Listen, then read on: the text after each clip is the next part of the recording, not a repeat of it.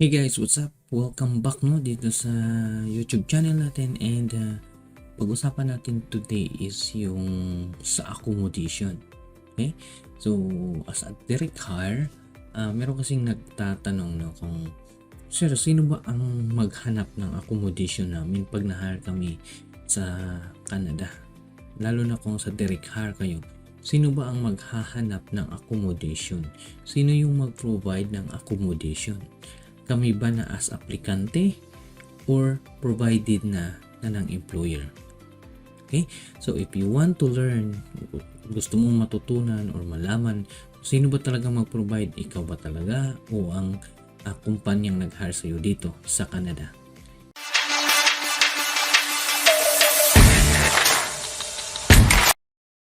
Okay, welcome back dito sa channel na to If you are following me, alam niyo na kung anong tinuturo ko dito, but bago ka pa lang, first time mo kung nakita dito sa YouTube, dito sa YouTube channel na to na DIY Canada, tinuturo ko dito kung paano kayo mag-apply ng trabaho sa Canada through direct hire. Okay, na hindi na kayo dadaan ng agency at hindi na kayo gagastos ng malaking pera.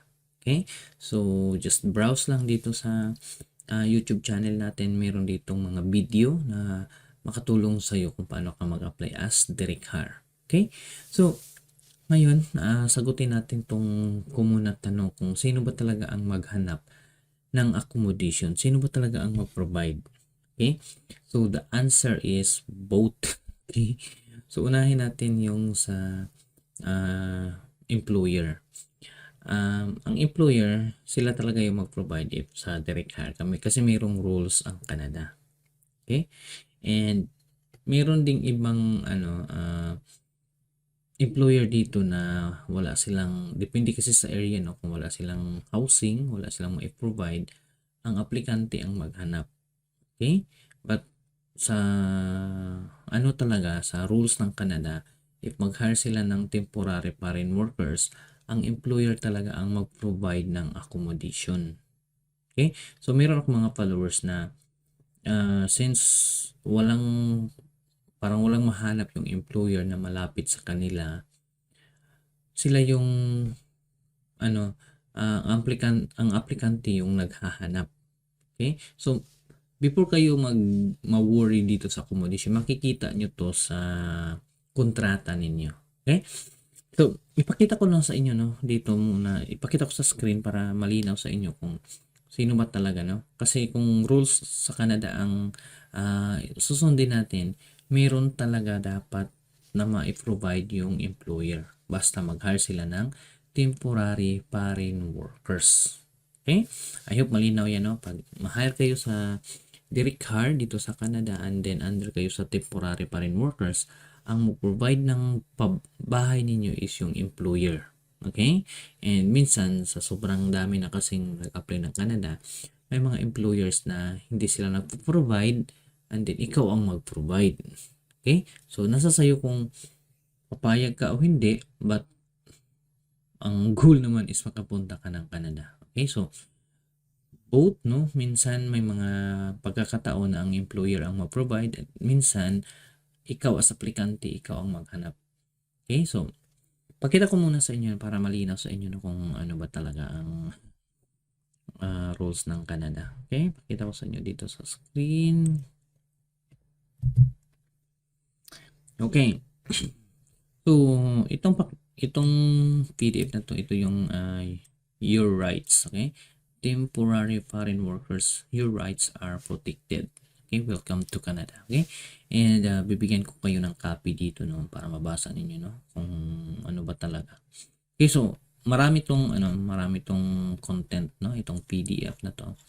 Galing to sa government talaga of Canada and forward na lang tayo dito sa bandang saan ba yun? Accommodation. Okay. So, dito tayo sa accommodation, kasi ito yung concern ng karamihan. Sino ba talagang maghahanap?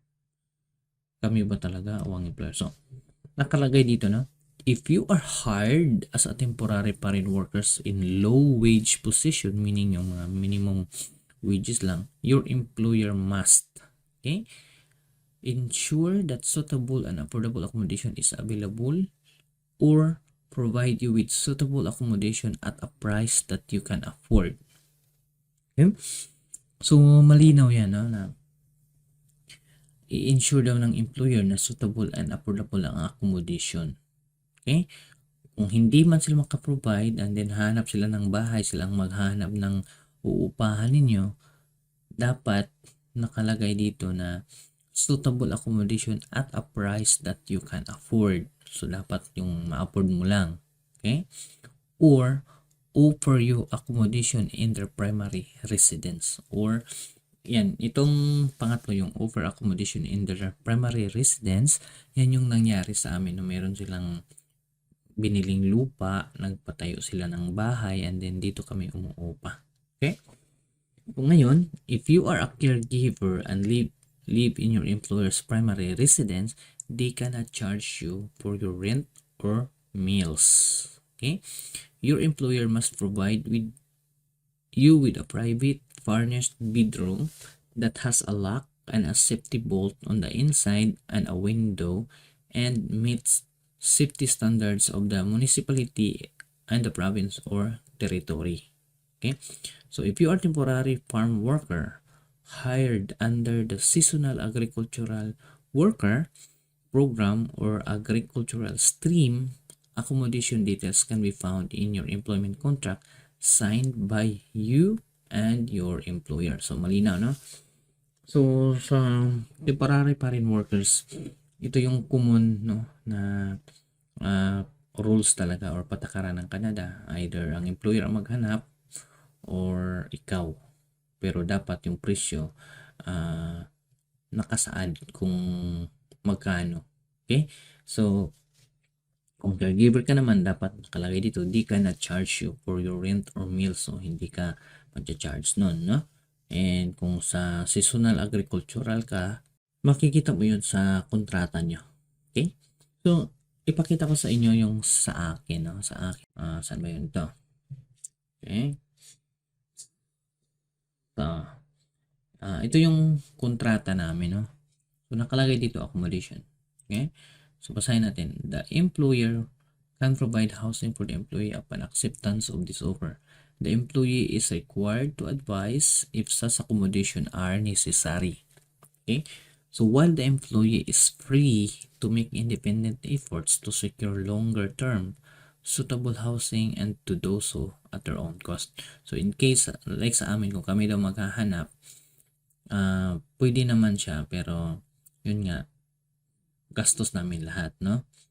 And then nakalagay dito, the employer offers longer term reasonable and proper housing for employees at which the employee cost will not exceed $30 per week. Okay? So ito yung nakasaad sa namin na kontrata na ang babayaran namin is $30 per week lang, no? For bank house accommodation or exceed 15% of gross monthly wages for private. So, sa amin, bank house yung parang sila ang mag-provide or sa kanila mismo. Okay? And then, dapat hindi siya mag-exceed 15% sa gross monthly mo. Okay? And then, multiple occupancy accommodation or exceed 30% gross of monthly wages for private. Kung private naman, hindi ka mag-exceed sa 30% ng ng sahod mo. Okay? And employer shall recoup the cost of the accommodation through a biweekly payroll deduction. So meaning, kami, sa amin, no, ang deduction sa upa is, siya, biweekly, meaning every kinsinas ang kaltas. So sa isang linggo, $30, and then so sa dalawang linggo is 60. So sa isang buwan, ang upa lang namin is $120. Sobrang mura na, no? Kasi yung iba nakikita nyo sa ibang vlog, yung bahay pa lang nila 1,000, 1,800, 2,000, lalo na kung nasa downtown sila na city, no? Napakalaki, no? Napakalaki ng babayaran nila sa bahay. Sa amin, ganito lang, no? So mura lang. Yan yung kagandahan pag provided ng employer. Okay? So kung ikaw kasi, ikaw na maghanap, like ikaw na maghanap ng uupahan mo, siyempre ang bibilhin mo yung buong bahay na, or uupahan mo buong bahay na, no? Lalo na kung may kasama ka, like pamilya mo, no? Siyempre isang bahay na yun. Kasi meron naman sa Canada na mga beach space pero bihira, no? Kasi more on privacy sila, no? So, isang bahay talaga pag mag-upa ka, no? 1,000, 2,000, depende sa place at provinces, no? Yan yung ano, yan yung patakaran sa Canada na provided dapat talaga sa employer. Pero minsan ngayon sa panahon kasi natin ngayon, hindi na lahat nasusunod, no? May mga employer na wala silang mai-provide, no? Wala silang, depende kasi sa area, wala silang pabahay o like yung nandun kami sa Nova Scotia, so wala silang ma-provide ang company. So ang ginawa na lang ng company, since may bahay yung HR namin, doon kami pinaupa, doon kami tumira, no, sa bahay mismo ng HR. So dalawa kasi bahay niya. So yung isang bahay pinaupahan sa amin. So buong bahay yun ang inupahan namin, and then since apat kami, tag 400 kami monthly. Yeah, monthly 400. So apat kami di 1,600. So ang monthly ng bahay na yun is 1,600. So dinivide namin, apat kami, so naging 400 per month yung upa namin. Okay? So I hope malinaw sa inyo, no, kung sino ba talaga ang maghanap ng accommodation dito sa Canada if mahal kayo sa direct hire. Okay? Meron akong followers na, I think si Owen, nasa ano siya, Vancouver or BC.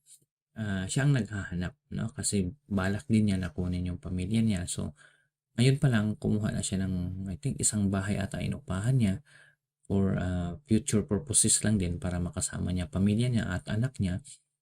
So pwedeng ganon, no? Kung ayaw niyo naman, like dito sa accommodation kasi namin marami, no? 2, 3, 5 rooms sa baba, and din sa taas 3. So shared kayo ng kitchen, shared kayo ng bathroom, no? Yun lang ang kagandahan sa amin dito, kasi tig-iisang kwarto kami, pero yung kitchen at bathroom shared lang, no? Dalawang bathroom dito sa kabila, isa sa taas, and then sa kabila mayroong dalawa. Then meron ding mga kwarto dito na sa loob ng kwarto mo may ano na mismo, may bathroom na may CR na siya. So depende kung alin yung mapili mo. Okay? So I hope na nasagot ko yung tanong, no, ng karamihang tanong, if sino ba talaga ang maghahanap ng accommodation dito sa Canada. Okay? So be sure na before kayo pipirma ng kontrata, basahin ninyo doon sa kontrata, no, lalo pag direct hire kayo, kasi nakalagay doon kung sino ang maghanap, no? So either ang employer or kayo. Okay, so bago kayo mag-sign ng kontrata, tanungin niyo yung employer, ma'am, before ako mag-sign sa kontrata na to, I want to clarify if provided nyo ba, kayo ba maghanap ng maupahan ko or tutuluyan ko, or ako mismo. Like sino yung bagong dating galing Qatar, si Margie ata, si Margie, siya ang naghanap, no? Siya ang naghanap kasi yan yung kasunduan nila. Maybe ang employer kasi parang medyo city kasi sa kanila, nahirapan siguro yung employer, so siya naghanap. I think nakahanap din siya. Okay? So and then in case bago pa lang kayong salta dito, or pagdating nyo sa Canada, let's say wala kayong nakalagay sa kontrata na ang employer walang may provide na housing, no?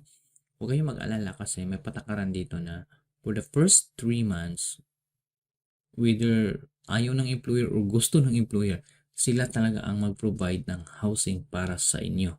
Now, kung wala silang housing na mahanap, i-stay kayo sa hotel for 3 months. Ang magbayad nun ang employer. It's free kayo for 3 months, so meron kayong enough time na maghanap ng maupahan dito for 3 months. So sa loob ng 3 buwan, wala kayong babayaran. Sila ang maghanap ng matuluyan mo, either sa hotel or saan kayo ilagay. Mostly sa hotel, no?